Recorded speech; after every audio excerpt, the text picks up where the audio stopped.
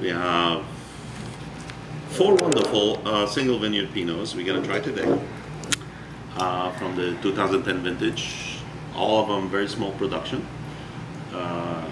Actually, my estate is the smallest ever, only 190 cases. So in 2010, I made 4 single vineyards.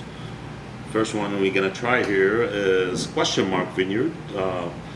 Reason has question marks on it because I cannot use the name on the label, but I can talk about it and mention it on my website. The grapes come from Archery Summit, 2 vineyards, the Red Hill Estate and Renegade Ridge. 75% Red Hill Estate, 25% Renegade Ridge. Beautiful, lush. This is probably the most approachable of the bunch. So let me pour. This is one. Great nose.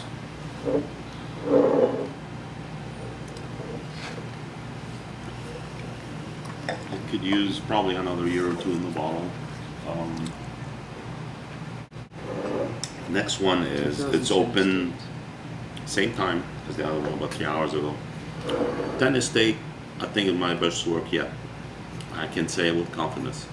And people flipping over this wine. But it's, again, it's the estate, it's gonna need time.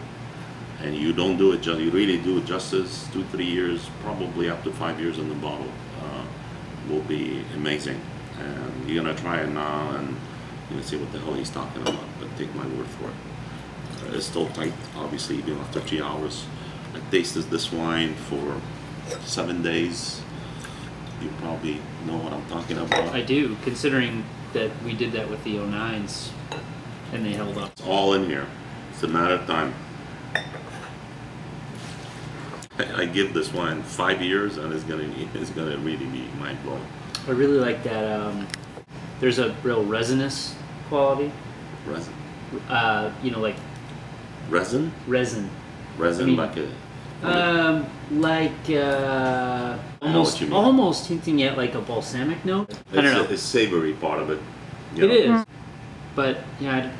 That's what this thing. It's always on my wines actually. What you're talking about. That's what this thing did.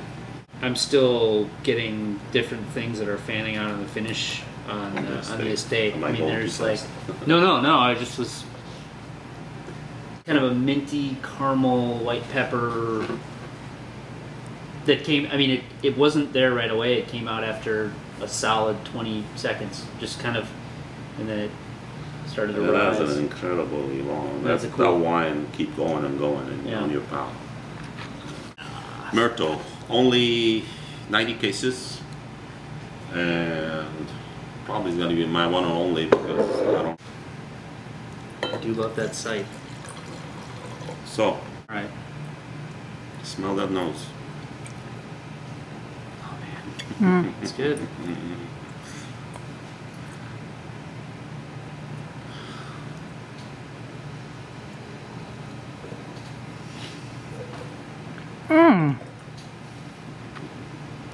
So I'm telling you, I'm really proud of those stands.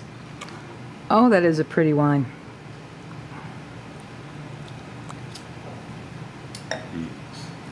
And it, you know, it was early on was really tight, and just the last few weeks, he just like decided to pick its head up. And that wine cannot last a long time. I mean, it has a really nice structure on it. It's really some serious tannins, but they're really fine grained tan and soft, nothing harsh about it. So, and you know, really bright acids too from that location, but still the wine is like in perfect balance. It's all. What do you think of this Myrtle? I think it's a shame that you should think about making a barrel of 2011. I do have a good barrel. The 11 is even more structured than this.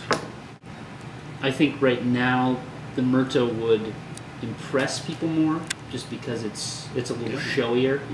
Well, I mean, even the question mark and a lot of your buddy here, Britain. Wait till you try that, baby. It's gonna be hard to top.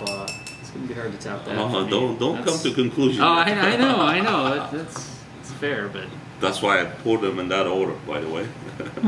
this is pretty goddamn good. There's almost a cassis note in there. I mean, so dark, so sweet. It's almost not even Dundee Hills. No.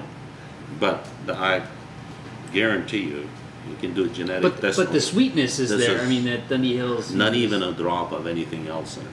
This is 100% Myrtle. Oh, I believe it. 100% open. How long has this been open? This is 24 hours. Oh my gosh, that Actually, is over gorgeous. 24 hours yesterday morning. It's funny because it's one of those wines that you could pour for a Cabernet drinker, and I think they would understand it from a fruit standpoint, but the acid structure is... Got it. Okay. It's beautiful. Yeah, this really, is the ultimate, to me, is the ultimate wine. steak wine. Yeah. You want to eat a steak, that's the one you want to drink. You would not... Forget the calf, forget anything else. You would not have salmon with that. Little lamb rib chop action with that. No lamb, this is too much for lamb. Think so? Yeah, lamb I would drink either Myrtle or preferably the estate when it's ready. I'd still rather drink the estate with the lamb.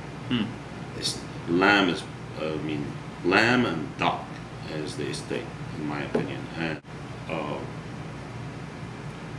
the question mark, I would do. That would be, you can do salmon with that one, and some nice cheeses with it. Or you could just drink it by itself. It's a wine to sip on. I would sip any and all of these. Tell me about it. These are, like I said, these are my proudest work. It's the best lineup. There's not even the memoir right now. Keep getting better and better. Yeah. I wish. You should be excited. I am. I wish all the 11s are like that, but we'll see. Pleasantly surprised with these. So, and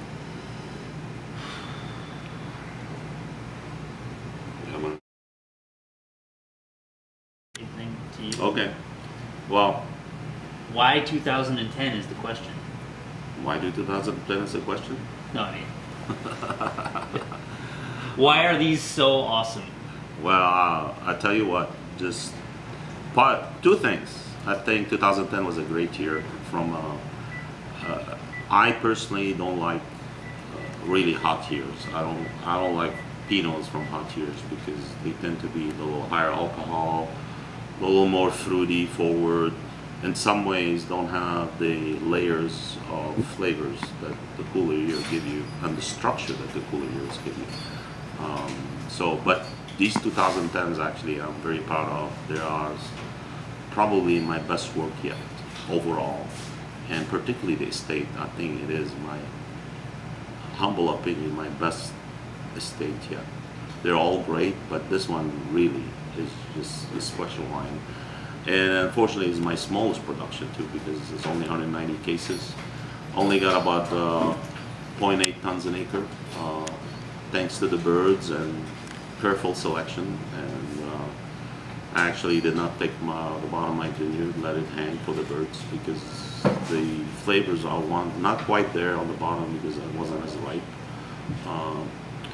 And at the same time, all the lineup is phenomenal. Whether it's the Question Mark Vineyard, which is from Archery Summit for fruit, and the reason it's question mark because I couldn't use the name, so on the label, but I can talk about it. It's 75% Red Hill Estate and 25% Renegade Ridge. It's probably the ripest of the four wines. It's really, it's really beautiful. Will be more approachable than the rest of them. A lot of red food, a lot of great nose on all of these wines. Great nose and great balance. And that's what I pride myself on these wines in particular. They're all of them, every single one of these wines has a perfect balance between the fruit and the acid and the structure. Nothing really jumps at you. Although it was a cool year, you're not going to find any harsh tannins in any of these wines. So they're really delicious, and they're gonna age really well. All of them. Thinking more about the cool vintage aspect of these wines. The numbers. The thing that I was going to ask you about, because you were talking about cool climate, cool vintage, and I think there's kind of this. I'll come up with the word. Myth. Actually, I would say there's a myth that cool climate wines and cool vintage wines would lack a certain, depth and intensity. And to me, these would be prime examples of that not being the case. Absolutely not. And I think it's just, if anything, but that's always vineyard dependent. How well you take care of the vineyard, how good the drainage you have, what kind of climate of the vineyard, the soil.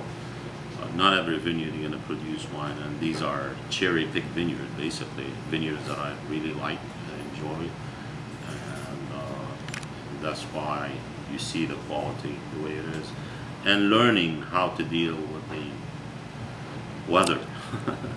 That's another advantage too, is spending the effort and the time to go in there and drop the bad clusters, and although in a cool year like this you get hit twice, because not only you have less grapes, you spend a lot more time in the vineyard to make sure that whatever grapes left on the vines are in a great shape, and that pays off at the end.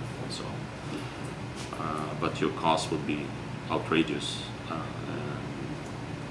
A year like this, you don't make money. So, but you just happen to make really, really good wine. Yeah, that's the only consolation.